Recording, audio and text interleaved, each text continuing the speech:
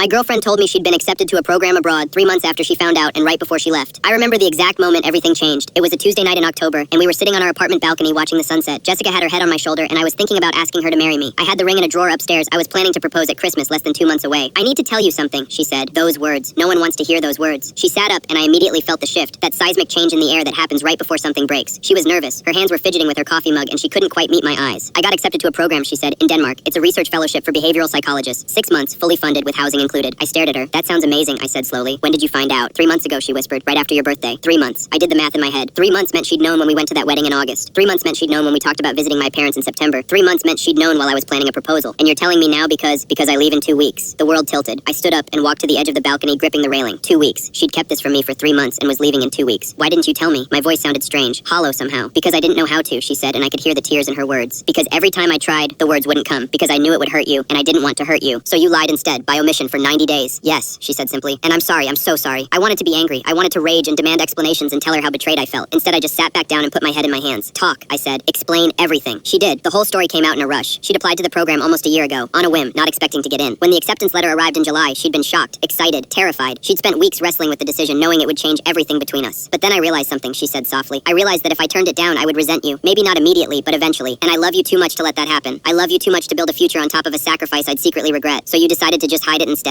I decided to take time to figure out how to tell you in a way that made sense. And I failed at that. I let the fear win, and I just delayed. Every day I delayed made it harder to tell you, so I delayed more. And then suddenly it was October, and my departure was 2 weeks away, and there was nowhere left to hide. I didn't respond for a long time. We sat in silence as the sun disappeared completely, and the lights of the city came alive beneath us. I wasn't going to go, she said eventually. Right before I called you out here, I was going to email them and decline. I'd made the decision. I was going to stay, because losing you felt worse than losing this opportunity. But you changed your mind. I realized that would be the same lie, just a different version, and we deserve better than that. Over the next 2 weeks, I cycled through every emotion imaginable. Anger, hurt, sadness. But underneath it all, I understood what she was saying. The hard truth was that she was right. If she stayed and resented me, we'd be finished anyway. The program was a dream she'd been chasing, and she deserved to pursue it. We spent those final 2 weeks differently than I'd expected. We stopped fighting about the secret and started talking about the future. We cried together. We talked about what long distance might look like. We made plans for video calls and visits. We didn't paper over the hurt, but we worked through it. On the day I drove her to the airport, we held each other for a long time at the departure gate. I'm sorry it took me this long to be honest, she said. I know, I said, and I forgive you. I meant it. She left on a cold October morning, and I drove home alone. The ring was still in the drawer upstairs. But something had shifted. We'd learned that real relationships aren't built on convenient timing or perfect moments. They're built on showing up, even when it's hard, even when the truth is complicated. She sent me a photo 6 hours later, her smiling in Copenhagen, the sun setting over the harbor. I'm going to make this count, her message read, for both of us. And I knew she would. Sometimes love means letting go. Sometimes it means trusting that the right person will find their way back to you, even after 3 months of silence and 2 weeks of heartbreak. I was going to wait for her. And when she returned, I was going to ask her to marry me. Not at Christmas, but whenever the time was right. Because that's what real love looks like. I'm sorry it took me this long.